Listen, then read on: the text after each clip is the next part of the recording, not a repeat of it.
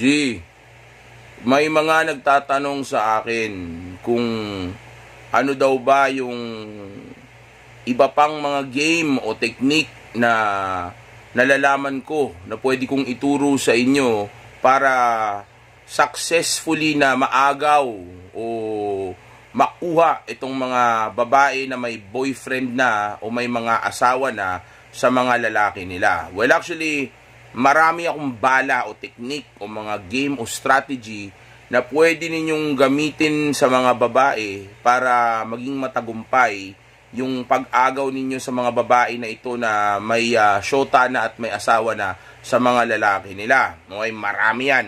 At itong ituturo ko sa inyo ngayon ay actually isa lang sa libo-libong mga technique na nalalaman ko na isa-isang tinuturo, actually isa-isa kong tinuturo sa inyo dito sa internet. Okay, isa lang ito, itong ituturo ko sa inyo ngayon na sigurado ako na kapag ginamit ninyo ito sa babae na target ninyo, sigurado ako na yung paggagamitan nyo na iyan ay bibigay at bibigay sa iyo. Okay, pero of course, bago mo magawa yan, tandaan mo, may boyfriend ito, may asawa ito. Ibig sabihin, kung may karelasyon ito, ang unang target mo ay of course mawalan muna siya ng gana sa boyfriend o sa asawa niya. Okay? Well, actually sa totoo lang, sa umpisa pa lang, wala naman ng gana talaga yan masyado sa boyfriend o sa asawa niya.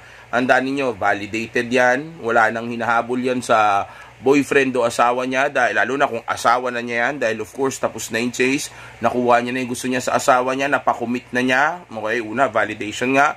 Pangalawa, of course, mababa na ang interest at attraction level niyan sa lalaki na iyan dahil apektado yung mystery, tapos nakita niya na yung mga weakness niyan, tapos iniisip niya pa na hindi ito gustuhin ng iba dahil of course, nag-commit ka agad sa kanya. So, napakaraming reason para masabi natin na ang isang boyfriend o isang mister ay sabihin nating hindi na maganda ang kanyang lagay dito sa babae na ito. Dahil once nga mag-commit ang isang lalaki sa isang babae, lalo na't kapag ka nagpakasal ito. Okay, kasi nga, pwede mo naman makuha yung mga bagay na gusto mo sa isang babae nang hindi ka nagko-commit.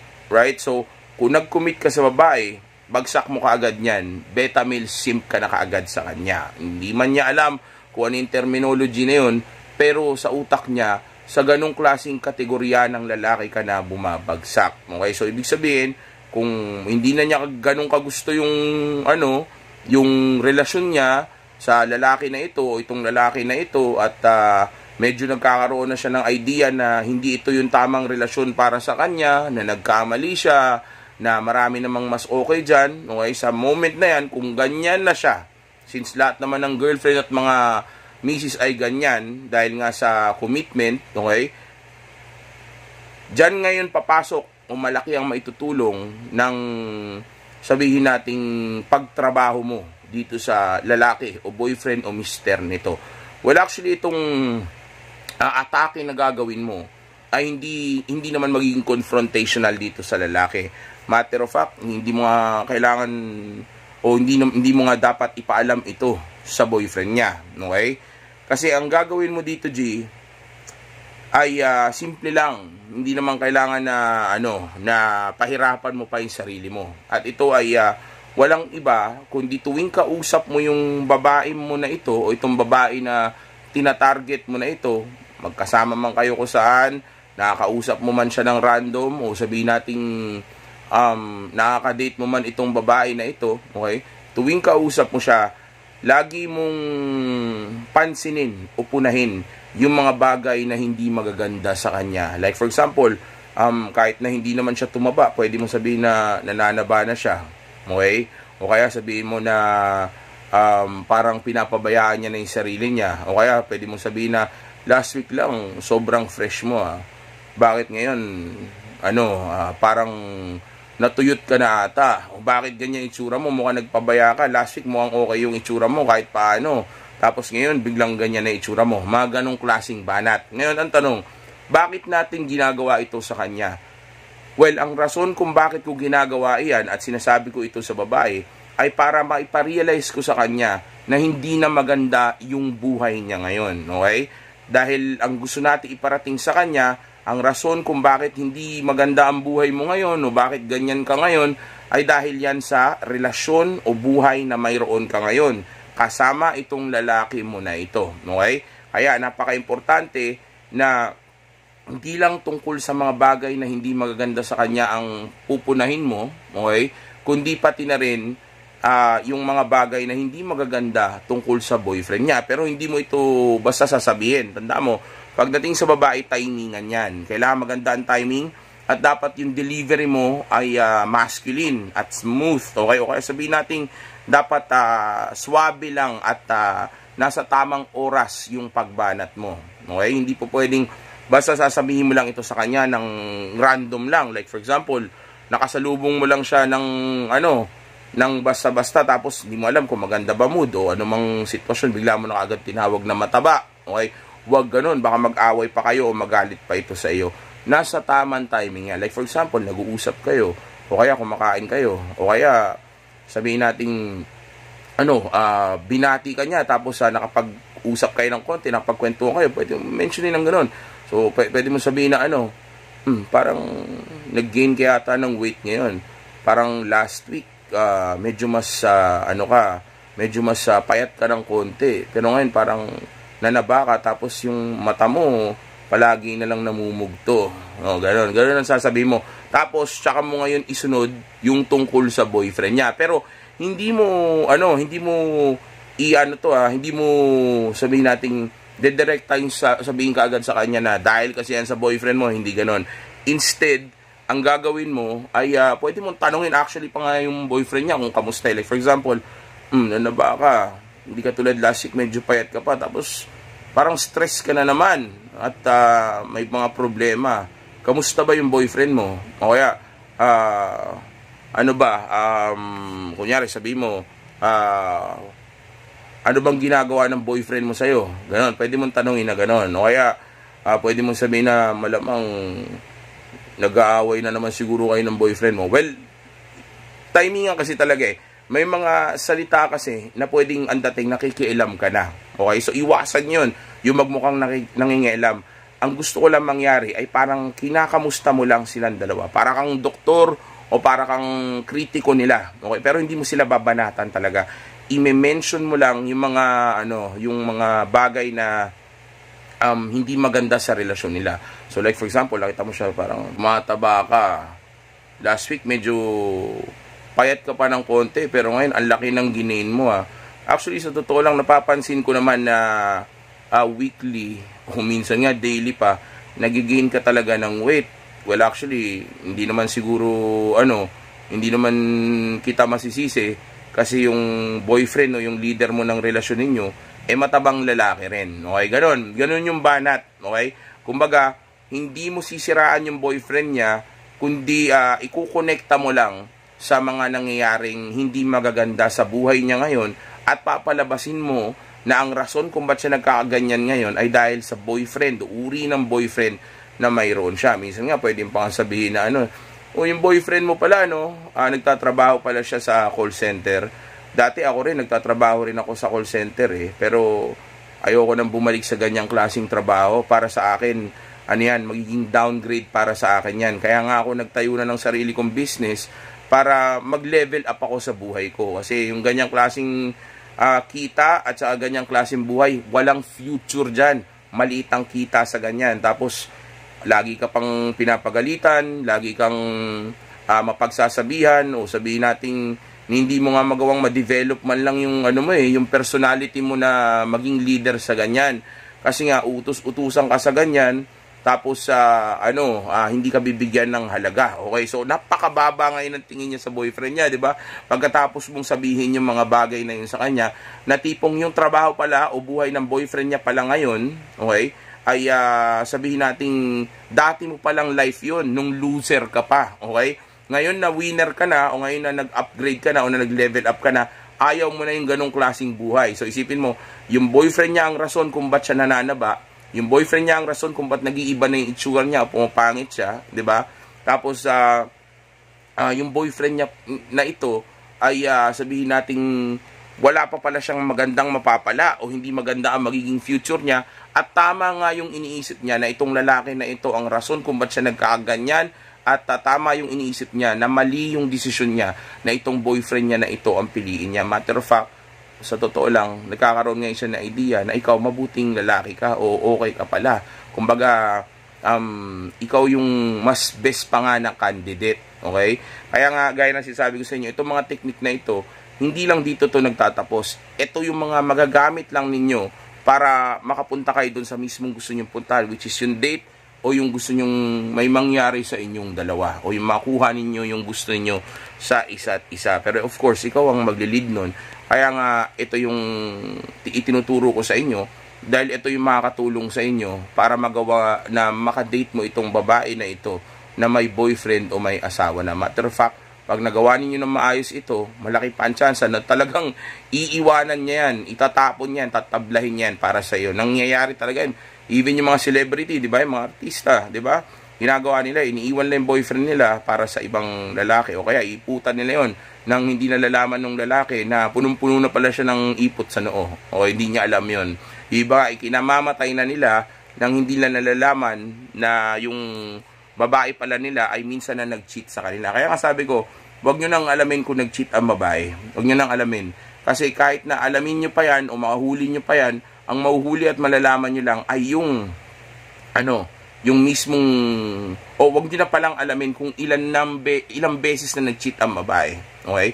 Dahil kahit na tanungin mo pa yan sa kanya o mahuli mo pa yan, hindi mo pa rin malalaman talaga kung ilang beses na yan talaga. Kasi nga, ba't niya aminin sa'yo, di ba?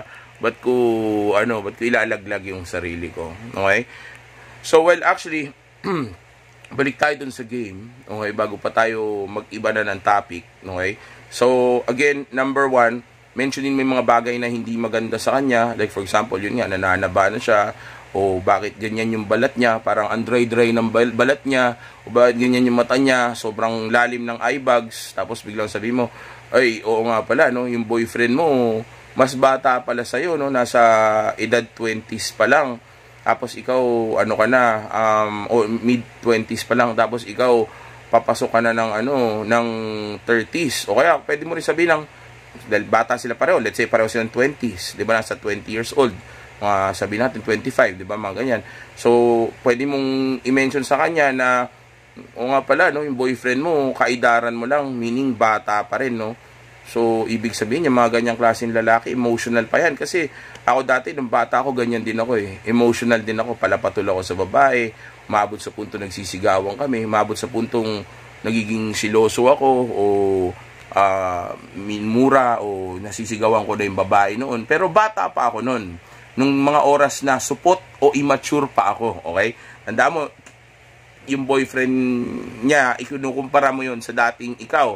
So, kung lalaitin mo yung dating ikaw, ang nilalait mo doon ay yung boyfriend niya. Okay, sabi mo, ganyan din ako eh. Actually, nakikita ko nga yung boyfriend mo sa sarili ko noon, nung mga panahon na supot pa ako, mga panahon na malambot at wala pa akong pangarap sa buhay o hindi pa ako nagmamature. Ganyan-ganyan ako nung nasa edad ng boyfriend mo. Inaaway ko nga pati mga girlfriend ko eh. Hirap na nga sa akin mga girlfriend ko, sa totoo lang. Halos sa na nga, magsumbong na nga sa mga magulang na sakit ng ulo sa akin. Ganong klaseng level. Okay, ng pandudurog sa boyfriend niya. Okay, kumbaga para makita niya na yung boyfriend lang pala niya ang ganun dahil sa edad niya nga na yun. Kumbaga, meron naman pala mga available na katulad ni Josh, okay, na hindi na ganun, na nagmature na. Bakit pa ako magpupumilit o magtitiis o magpapakamartir sa ganitong klaseng lalaki kung meron naman ng katulad ni Josh, okay? Hindi man si Josh yun, at least may iba dyan na for sure katulad ni Josh. Wag lang itong katulad ng boyfriend ko ngayon, okay? Kumbaga, talaga pala magdadaan ng lalaki sa ganyan. At sa moment na to, nasa ganyan ngayon yung lalaki ko. Paano kung mabuntis ako noon? Diba? Well, pwede mo rin mentionin yun. Kaya mo sa kanya na, bata pa pala ng boyfriend mo, no? 20 years old lang yan, eh, diba? O 25 years old lang yan, magkaedad lang kayo, eh, no? Actually, sa totoo lang, delikado yan. Baka makabuntis yan, o baka mabuntis ka yan. Tapos ganyan pa yung utak niya. Kasi ako nung bata ako, immature pa ako, eh. Ang dami ko pang gustong subukan, mahilig pa ako sa ibang babae. So, delikado ko dyan. Pag nabuntis ka niyan, baka mamaya maghiwalay kayo, ikaw makipag-iwalay o siya makipag-iwalay, maging single mom ka pa. Tapos, Pagdating ng time ng mga 30s ka na, mas mababa na yung value mo. Dahil nga, ng 30s ka na, which is actually, mas mababa na yung value mo, bagay na actually pwede magpahirap sa'yo sa dating market someday. Kasi ako, katulad ko, hindi ako interesado sa mga babae, o hindi ako interesado na makipagrelasyon sa mga babae na mga nasa lagpas 30 na. Kasi kahit ikaw, di ba, gusto mo ba na ang magiging babae mo is yung sabihin nating nasa age na tapos na siya sa prime niya? Okay, mga ganun yung i-mention mo sa kanya. Kumbaga, ipapaalam mo sa kanya kung ano yung mga pwedeng mangyari sa kanya kapag nagstay pa rin siya dyan sa boyfriend niya na yan. Kumbaga, ipapakita mo gaano kadilim ang future, gaano ano na yung epekto sa kanya ng pagstay niya dyan sa boyfriend niya na yan, okay? Tapos, ano yung difference ninyo ng boyfriend niya na yon? Na yung boyfriend niya na yon ay yung lumang version mo, okay? Pwede mo sabihin na yung boyfriend mo pala, mataba. Yung boyfriend mo pala, mataba, So, sigurado, hindi ka niyayaya niyan mag-gym o kaya dinidisiplina man lang. Kasi kahit siya, wala siyang disiplina sa sarili niya. Sa totoo lang ako, ganyan din ako nung bata ako eh. Puro kain lang, puro tambay, puro computer games, walang disiplina. So, totoo nga, nung bata ako, nung ganyan ako noon, nung pabaya ako sa sarili ko, kahit pati pagligo, nakakalimutan ko na eh. Kasi nga, sobrang katamaran eh. Mostly talaga ng mga matataba, tamad sa sarili at saka walang pakialam sa mga hygiene nila. Ikaw, minsan ba, nakikita mo ba na ganun din siya? Kasi nagdaan ako sa ganyan eh. So, may isip niya ngayon yun. Oo nga, nung baho ng kilikili ng boyfriend ko, maasim yung singit, maasim yung kilikili, maitim yung batok. Diba? Maalala niya ngayon lahat yun. Marirealize niya ngayon lahat yung mga bagay na nabulag na siya dahil nga sa kagustuhan na panindigan niya yung desisyon niya dito sa boyfriend niya.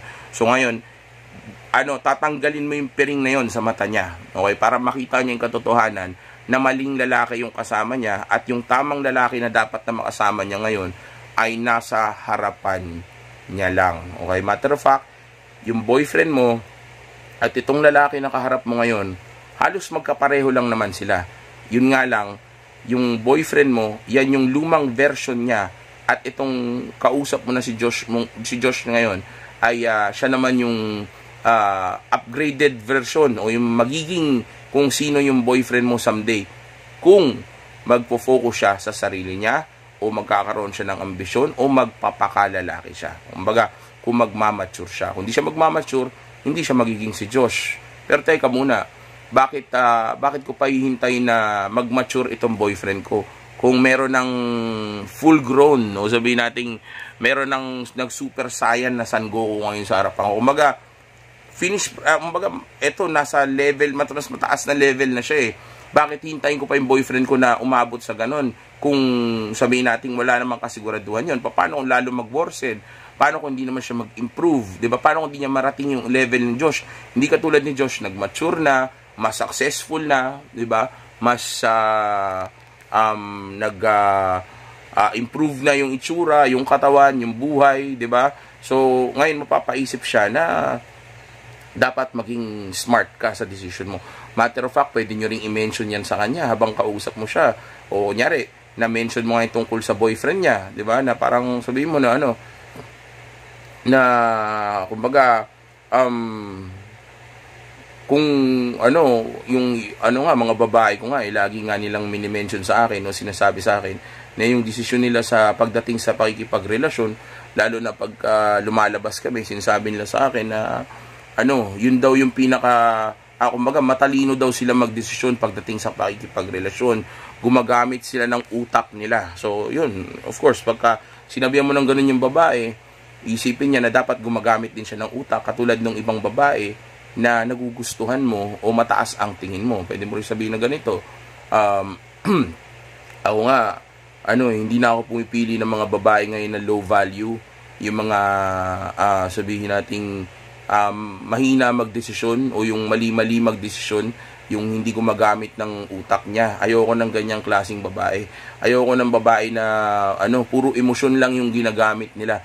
Which is actually true. Lahat naman ng babae is puro emosyon ang ginagamit. Pero of course, gusto nating i-challenge yung nalalaman niya o yung sabihin nating sarili niya na kumbaga kahit hindi siya ganun, labanan niya yung emosyon na yun o yung paniniwala na yun para patunayan sa sarili niya na na logical siya at hindi siya emotional. Matcha-challenge kasi yung babae, magyayabang yan. So, ayoko ng ganong klaseng babae, yung pumipili ng maling mga lalaki o yung sabi natin, yung mali magdesisyon, yung puro emosyon lang o yung impulsive pagdating sa decision making niya. Ngayon, pag na-mention mong ganon, tapos sinabi pa na kasi para sa akin, low value yung babae yung ganon. Ang pinipili ko ng babae ngayon is yung mga babae na high value, yung magaling magdesisyon.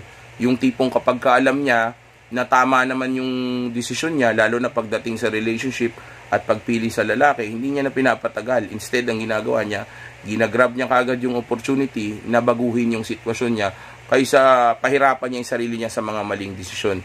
Kasi marami akong babaeng nakausap na ganyan o naka-date before na babae na na hindi rin nila alam kung anong gagawin. Pero dahil sumunod sila sa akin, mas naging tama yung mga buhay na. Actually, masaya nga sila pag nakaka-date ako. Ganong klase mga salita yung i-mention mo. Kumaga, ang goal, kailangan mo muna ipa-realize sa kanya na hindi maganda ang buhay niya ngayon, hindi masaya ang buhay niya ngayon, tapos may proof na ang buhay niya ngayon ay delikado, okay? At yung pangalawa ay ipapaalam mo sa kanya ng dahil kasi yan sa relasyon o boyfriend o lalaki o mister na mayroon ka. Okay, sabi mo sa kanya, ang lalim ng eye bags mo mukhang puyat ka na naman by the way pala, ano nga ba trabaho ng boyfriend mo? Nagtatrabaho siya sa call center di ba? Sa call center. Naalala ko dati rin ako nag-call center nung mga time na na mga wala pa akong pangarap noon, nung gusto ko lang kumita ng pera kahit paano. Okay na sa akin, kahit kumakain lang kami ng noodles doon, basta may trabaho lang, kumikita kahit paano. Pero alala ko noon, wala kang mararating sa ganyan, minimum wage o kaya sabihin nating maliit lang ang komisyon, lalo na kung nasa nasa CSR position o yung nandun ka sa sa customer service ka o maging isang customer service representative ka, ang liit lang ng kita dyan. Yan nga actually ang rason, isa sa mga rason kung ba't umalis ako dyan. Pero pangalawa is yung health. Boyfriend mo taba di ba? So dahil yan dyan sa call center na yan, kaya hindi na ako bumalik dyan dahil wala nga ako mapapala dyan, walang mangyayari dyan. Kadalasan nga, dati may girlfriend pa ako nung tatrabaho ko sa call center. Naaaway ko pa siya madalas, tapos dumadating pa sa punto na nagiging insecure ako sa kanya. Kasi nga, dahil sa trabaho na mayroon ako, laging mainit yung ulo ko, pinapatulang ko siya palagi, ganyan. Pero ngayon, hindi naman ako ganyan. Kasi yan yung dating version ko, yung katulad ng boyfriend mo. Ngayon, nag-level up na ako, may sarili na ako negosyo at ang tuto ko na isa yung self-improvement ko at yung pag-aayos ng buhay ko. Kaya mas lalo akong nag-mature at mas lalo akong naging successful sa buhay ko. Kasi nga, pumili ako ng tamang landas. Hindi ako nag-stuck o nag-stay sa ganyang klaseng pamumuhay. Pero okay naman yan. Yun nga lang, dapat yan, yung ganyang klaseng buhay ng boyfriend mo, stepping stone lang yan. Someday dapat umalis siya dyan. Gayahin niya ako. Tapos ngitian mo. Anyway, I have to go. Tapos umalis ka na. Ganun lang. Kaya, kung kadate mo siya, ibahin mo na yung usapan. Kumbaga, sundot-sundot mo lang to gagawin. At maganda to, gawin mo to madalas. Okay? Dalasan mo yung paggawa nito. Hindi sa gagawin mo siya buong araw ng paulit-ulit. Kundi gawin mo siya ng paminsan, ng tuwing magkasama kayo. Tuwing magka-date kayo, tuwing nakakausap mo siya kung saan, okay, mentionin mo sa kanya itong mga bagay na ito. So, again, umpisa, parang tumaba ka. Kamusta pala yung boyfriend mo? 20 years old lang pala yun, no? Pareho lang kayo na edad. O kaya, ilang taon lang pala yung boyfriend mo? 25 years old.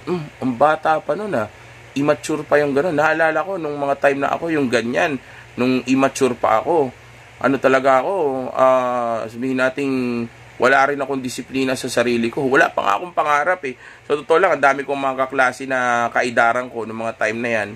Halos ang inuuna lang nila ay puro, puro pagpapasaya lang. Puro pleasure lang yung inuuna ng mga ganyan. Napakababaero pa nga nung mga nung mga tropa ko, pati ako, nung mga time na nasa edad ko pa nasa ganyang edad pa ako. At gaya nga na sabi ko, wala pa kami mga pangarap nung time na yan. Pero ngayon, nag-level up na ako. Ngayon, hindi na ako ganyan. Malayo na ako sa ganyan. Kasi yung ganyang klaseng buhay, basura yan. Yung ganyang klaseng life na nagkaroon kami nun. Pero di ko masinasabi na ganyan din yung boyfriend mo. Pero malamang sa malamang, halos pareho kami ng tinatahak o lifestyle o lifestyle na mayroon sa edad niya na yan, nung mga time na ganyan pa ako. Okay, gano'n lang. Tapos, mentionin mo lang na nag-level up ka, ikaw nag-level up ka, o ikaw hindi ka ganong klaseng lalaki, di ba? Kasi mga babae mo na hindi sila kakaproblema sa kung ano man o tungkol sa'yo. Like, for example, mga babae mo, puro sexy. Sabi mo, ano ka, tumataba ka. Last week, nakita ko medyo nag-gain ka rin ng konti. Ngayon, mas malaki na yung ginain mo, kamusta ka? Sabi niya, okay lang naman, ganyan-ganyan, blah blah blah. I see. Yung boyfriend mo, saan pala nagtatrabaho? Ano siya nagtatrabaho siya sa SM. Sa SM siya nagtatrabaho. Okay naman yung trabaho doon, kaso ang liit ng sahod doon, no? Naalala ko noon, nung time na, na nagtatrabaho rin ako sa SM before, o sa mall before. Naalala ko ng mga time na yun na employee pa ako. Mabilis din talaga, employee pa ako. Wala rin talaga akong oras sa sarili ko para improve yung sarili ko, para magpunta sa gym. Tapos yung mga pagkain na kinakain ko, hindi healthy. Kasi nga, mga mumurahin lang.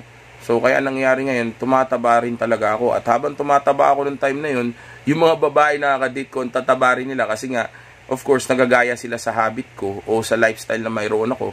Dahil ako yung leader nila. Pero maniwala ka sa akin, ngayon na binago ko na yung buhay ko, na inuuna ko na yung pag-gym, at hindi na ako empleyado, at di ko na nararanasan yung mga bagay na hindi magaganda sa pagiging employee. Ngayon, mas maayos na yung relasyon ko sa mga naging babae ko, o sa mga nadidate ko ngayon, and also at the same time, nagagawa ko ng maging priority ang pag-gym. Kaya tinan mo yung mga babae ko, ito, pakita ko sa'yo, pakita mo yung phone mo. O, diba, ang sexy ng mga babae ko, ang gaganda ng katawan nila ngayon. Kasi nga, binago ko yung buhay ko. Hindi na ako katulad nung lifestyle na mayroon yung boyfriend mo. Yung ganyang klaseng buhay, basura yan. Ano yan? Walang kwenta yan. Masira ang ano mo dyan. Masira lang ang life niya dyan. Baka madamay ka pa. Baka mamaya, kaya nga mataba ngayon kasi nga sa ganyang klaseng lifestyle ng boyfriend mo. But anyway, I have to go. Sabi mo ganyan, may gagawin ka. Talikuran mo na. O kaya, ibahin mo yung usapan pagkatapos mong mentionin yan. Kasi hindi maaari o hindi pwede na buong time na magkausap kayo tungkol sa boyfriend niya o sa relasyon niya yung pinag-uusapan ninyo. Dahil magmumukha ka naninira o magmumukha kang pumapasok o nakikialam sa buhay nila. Okay? So, again, mentionin mo hindi maganda sa kanya. Pagkatapos mo mentionin yun, yun nga, ikumpara, tirahin mo yung weakness ng boyfriend niya. Okay? Tapos, pagkatapos mo tirahin yung weakness ng boyfriend niya, ikumpara mo yung boyfriend niya sa iyo, na para bang siya yung poor man's version mo. Okay, siya yung version mo noong hindi ka pa nagle-level up o hindi ka pa nag-upgrade. Okay?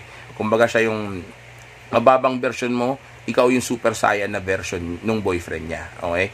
Kumbaga, papakita mo sa kanya na ba't ka nagtitiis dyan. Wala namang mangyayari sa'yo dyan. Hindi mo nga sure kung talaga maabot niyan yung potential niya o may mangyayari sa buhay niya. Ba't ka nagtitiis dyan? Samantalang nandito naman ako na higit na mas nakakalamang sa kanya. At hindi lang yun, lahat ng pinagdaanan niya at pagdadaanan niya ay napagdaanan ko na. So, hindi mo na kailangan mag-risk pa kung talagang maabot niya ba yung potential niya. Kasi ako, I'm already living the life. Nasa ganong klaseng mundo na ako. Mas mataas na yung level ng buhay ko. At kitang-kita mo na ako talaga maabot ko yung potential ko. Kasi nga, ganitong buhay mayroon ako. Okay, so, doon natin siya pag-iisipin. Okay, doon siya medyo makukuha yung actually hindi medyo, talagang makukuha natin doon yung interest niya. Kasi mapapaisip siya kung anong ginagawa niya doon sa boyfriend na mayroon siya ngayon. Nag-aaksaya siya ng oras pala doon. Yung palang rason ba't siya tumaba. Tandaan niyo, ang babae, mahilig manisi yan. Walang accountability yan. So, kung bibigyan mo siya ng rason, bibigyan mo siya ng tao o bagay na pwede niyang sisihin tungkol sa mga nangyayari ng hindi maganda sa buhay niya, okay? Then, of course, yun talaga ang sisi niya. Yun ang ituturo niya kaysa ang sarili niya. Okay? Diin mo sa utak niya na leadership ng lalaki ang problema, na yung ugali ng lalaki na yun ang problema, at ang solusyon nun ay yung maghanap siya ng isang lalaking katulad mo. Pero hindi mo sabihin niya ng direkta, sabihin mo lang yan dito sa mga way ng technique na sinasabi ko sa inyo, ganitong klaseng way, okay? Tapos kapag ka nakita mo na medyo kumakagat na, lumalambot na, o maano na, tsaka mo gamitin yung mga ibang itinuro ko sa inyo. Okay? Gusto nyo dalhin sa romantic, papunta sa kwarto, go ahead. Kung gusto, kung dumating na yung time na parang, ano na siya, medyo nagda-doubt na siya sa boyfriend niya o sa desisyon niya sa relasyon nila ng boyfriend niya, then kung alam mo paano tapusin na yan, kung paano palayuin na yan, then gawin mo. Pero mas mabuti kung wag na, hayaan mo na lang na siya na lang yung lumayo o siya na lang yung humiwalay doon sa boyfriend o asawa niya. Okay? Kung ayaw niya na, at least desisyon niya yun, hindi mo pinilit. Pero pinarealize mo lang sa kanya na mali yung lalaking kasama niya ngayon at ang tamang desisyon na dapat niyang gawin ay yung sumama sa iyo. May boyfriend man siya o wala, basta ang importante, sumama siya sa iyo. Okay? Huwag mo siyang pilitin. Hayaan mo lang na yung affair ninyo ay maging sikreto. Okay? Basta ang importante, mabura mo muna yung papel nitong boyfriend na ito sa buhay niya. And para magawa mong mabura yan, again, una, mentionin mo hindi maganda sa kanya. Pangalawa, kamustahin mo kung ano man yung buhay ng boyfriend niya o i-highlight mo yung mga hindi magaganda tungkol sa boyfriend niya o kakulangan sa boyfriend niya o doon sa asawa niya. Okay? Tapos pag na-mention mo na yan, tsaka mo ngayon sabihin na yung boyfriend niya na yun o yung buhay ng boyfriend niya na yun ay dating buhay mo, okay? Nung supot ka pa, nung downgraded pa yung o nung time na mababa pa yung lifestyle mo o yung buhay mo, okay? Baba pa yung personality mo, yung value mo, okay? Yan yung buhay na mayroon ka. Pero ngayon, ang buhay na mayroon ka is yung upgraded version na nung boyfriend na mayroon siya ngayon. Okay? So, bakit siya pipili ng ng lumang iPhone kung nandito na yung bagong labas, 'di ba? Yung mas powerful version. Okay, so yan yung point ko doon. Again, hindi natin to ginagawa para manira, ginagawa natin ito para ipakita sa babae kung sino ang tunay na daman. Okay? Pero again, maraming babae dyan, walang boyfriend, walang asawa, mas okay yun, walang sabit, walang masyadong danger. Pero kung madaling chicks ang gusto ninyo, mas madaling makuha yung may asawa at yung may shota. Kasi nga mga validated yan, mga batong-bato na yan sa relasyon na mayroon sila. Gustong-gusto na niyan kung mawala. Naghahabol na actually yan, o gustong-gusto niyan maghabol ulit ng validation ng iba. Kasi nga wala siyang sini-chase dito sa lalaki na ito. So boring na yung relationship nila. Okay, kaya ngayon, mas na-attract na siya sa ibang lalaki o magkaroon ng ibang relasyon. Okay, so madaling makuha yan. Pero again, may kalakip yan na kasama yan na gulo. So mag-ingat na lang kayo. Hindi ko man gustong gawin nyo talaga yan, pero kung gusto niyo gawin, nasa inyo yan. Okay, pero kung ako tatanungin nyo, mas mabuti na sa ibang mga babae na lang. Medyo mas mahirap sila ng konti, challenging ng konti, pero at least hindi kasing delikado nito mga to. Dahil tandaan nyo, mga beta male ang mga boyfriend yan, beta male ang mga asawa niyan, mga emotional, kaya nga na in love, kaya nga sinota nila yan, kaya nga inasawa nila yan. So, yeah, pagka yan, tinopak, alam nyo naman ang kayang gawin yan. Sisirain nila yung buhay nila para lang sa babae. Maniwala ka sa akin. Kaya lumayo kayo dyan dahil yung mga yan, willing yan makulong o kaya willing yan mawala sila sa mundo para lang wag maagaw yung mga babae nila, 'di ba? Mga pathetic na datawa talaga ako sa mga putang mga kukang. Oh, shout out YouTube. Okay, so yeah, natatawa talaga ako sa mga ganyan, okay? So anyway, yeah, I think nasabi ko naman na lahat ng mga dapat ko sabihin. Kung meron man ako kulang na hindi nasabi, comment nyo lang dyan sa comment section. Kasi as much as possible, pinapaiksi ko ang mga video natin. Dahil iba yung mga na-mention ko naman na before. So kinakat ko na kagad yung mga hindi na kailangan pa i-mention. Dahil na-mention ko naman na sa ibang video para hindi na humaba yung video natin. Okay, so hanggang dito na lang muna. Again, safe X is the best X. Okay, unahin ang grind and purpose, self-improvement, pag-abot sa tunay nating potensyal. Okay, yan yung mas importante, yan yung mas dapat na inaatupag ninyo dahil ito ay for pleasure lang naman, pero hindi siya ganong kadali at delikado siya kung wala kang alam, kaya itinuturo ko ito sa inyo. May mga self-improvement videos tayo dyan. Well, even this one that I'm teaching you right now is also part of self-improvement o may matututunan ka dito for self-improvement dahil ini-improve mo yung game mo, diba? So self-improvement pa rin to. Pero kung sakaling ibang self-improvement naman hinahanap mo, May mga videos din tayo dyan, lalo na yung mga luma natin. Punong-puno yun ng self-improvement. At even naman ngayon, nag-alternate naman tayo. Kung minsan nagmi-miss ako na isang araw, di ko nagawang na-alternate, siguro hindi ko lang napansin yun. Kaya ibang video yung nai-upload ko. Okay? But anyway, so yeah, we're good na. Mag-ingat kayo. At huwag kalimutan na, of course, mag-enjoy. Stay!